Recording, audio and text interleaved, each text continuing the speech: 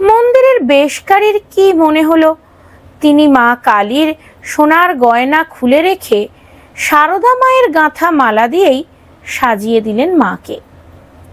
ঠাকুর সেদিন মায়ের মন্দিরে গিয়ে মায়ের রূপ দেখে আনন্দে বিভোর হয়ে বললেন, আহা, মায়ের কালো অঙ্গে কি সুন্দর মানিয়েছে, কে দিলে এই মালা?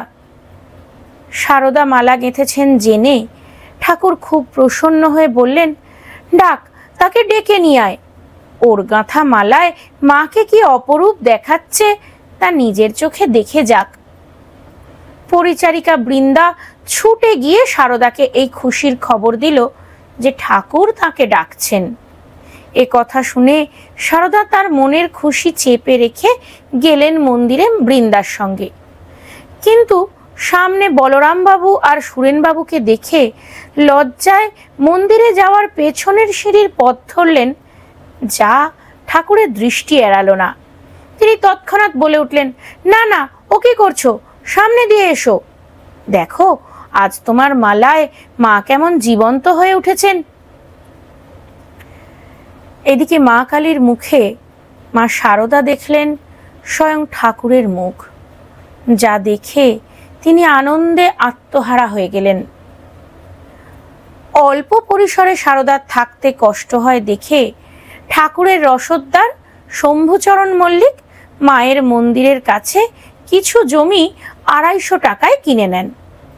শম্ভুবাবুর স্ত্রী মা সারদাকে দেবী জ্ঞানে পুজো করতেন। মার দক্ষিণেশ্বর থাকার কালে প্রতি মঙ্গলবার তিনি মাকে নিজের গৃহে নিয়ে এসে ষোড়শোপচারে পুজো করতেন। শম্ভু মল্লিক নেপালের রাজকর্মচারী ক্যাপ্টেন বিশ্বনাথ উপাধ্যায়ের থেকে শাল কাঠ নিয়ে মা সারদার নিবাসের জন্য একখানা চালা ঘর তৈরি করে দেন। সেখানে সবসময় তার সঙ্গে থাকার জন্য একজন পরিচারিকার ব্যবস্থাও করে দেন। এই চালা ঘরে শ্রীমা নিজের হাতে রোজ ঠাকুরের জন্য নানা প্রকার রান্না করতেন, আর খাওয়ার সময় নিজে খাবার মন্দিরে নিয়ে গিয়ে ঠাকুরের কাছে বসে থেকে খাওয়াতেন। সারদার প্রসন্নতার জন্য ঠাকুরও মাঝে মাঝে দিনের বেলায় চালা ঘরে যেতেন। একদিন বিকেলে ঠাকুর সেই ঘরে আসার পর অনেক রাত অবধি বৃষ্টি হওয়ায় বাধ্য হয়ে তাকে রাতে সেখানে থেকে যেতে হয়। সেই রাতে মা ঠাকুরকে ঝোল ভাত রেঁধে খাইয়েছিলেন। ঠাকুর সারদার সেবা দেখে সেদিন হাসতে হাসতে বলেছিলেন যে মা কালীর বামুনরা রাতে বাড়ি যায় না, তিনিও যেন তাই এখানে এসেছেন। সারদা নিকুঞ্জ দেবীকে বলেছিলেন, শম্ভু মল্লিক থাকার জন্য ঘর করে দিলে, তা বৌমা সেখানে থাকতে মন চাইতো না। সেই শুনে ঠাকুর হৃদয়কে বললেন, হৃদু, তবে তোর স্ত্রীকে আন। শুনে হৃদু বলল, আমার স্ত্রীর জন্য কি শম্ভু বাড়ি করে দিলে? 1 বছর এই ঘরে থাকার পর সারদা কঠিন আমাশয় রোগে আক্রান্ত হন। শম্ভুবাবুর প্রচেষ্টায় ডাক্তার গঙ্গা প্রসাদ মুখোপাধ্যায় মায়ের চিকিৎসা করেন। রোগ কিছুটা সারলে মা বায়ু পরিবর্তনের জন্য সেই বছর আশ্বিন মাসে জয়রামবাটি ফিরে আসেন। কিন্তু সেখানে গিয়ে আবার তিনি রোগে আক্রান্ত হয়ে একেবারে শয্যাশায়ী হয়ে পড়েন।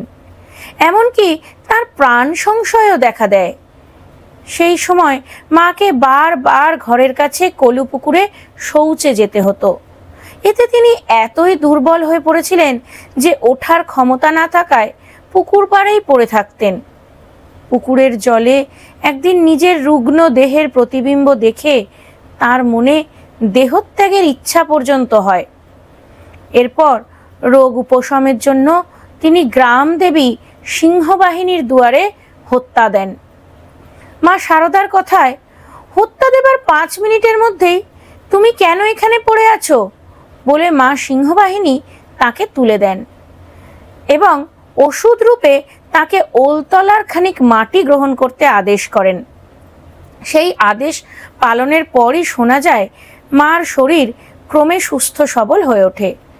তারপর থেকে মা সর্বদা নিজের কাছে দেবী সিংহবাহিনীর মাটি কিছুটা রাখতেন আর রোজ তার থেকে কিঞ্চিত খেতেন। এর আগে জয়রামবাটির আশেপাশের গ্রামের লোকেরা সিংহবাহিনী দেবীর কথা তেমন জানতো না। সারদা মা হত্যা দিয়ে পড়ে থাকায় এবং তার অসুখ সেরে যাওয়ায় এই গ্রাম দেবীর মাহাত্ম্য প্রচারিত হয় জাগ্রতা দেবী রূপে। লোকে তার কাছে মানত করে সফল হয়।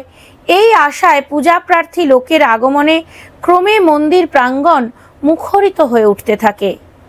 এ বিষয়ে মা বলেছিলেন যে তার শরীর তখন ফুলে গিয়েছিল, নাক কান দিয়ে রস গড়াতো। তার ভাই উমেশই সিংহবাহিনীর কাছে হত্যা দেবার জন্য তাকে বলে। সে সময় চোখ দিয়ে অবিরাম জল পড়ায় তিনি ভালো দেখতে পেতেন না। উমেশই মাকে ধরে ধরে সেখানে নিয়ে যায়। সেখানে গিয়ে মা সারদা দেবীর মারতে পড়ে রইলেন। এর মধ্যে ৩-৪ বার তাকে বাঁধছে যেতে হতো। উমেশের ভিক্ষা মা সেখানে থাকতেন। তিনি মাঝে মাঝে আওয়াজ দিয়ে সারদাকে সান্ত্বনা দিতেন।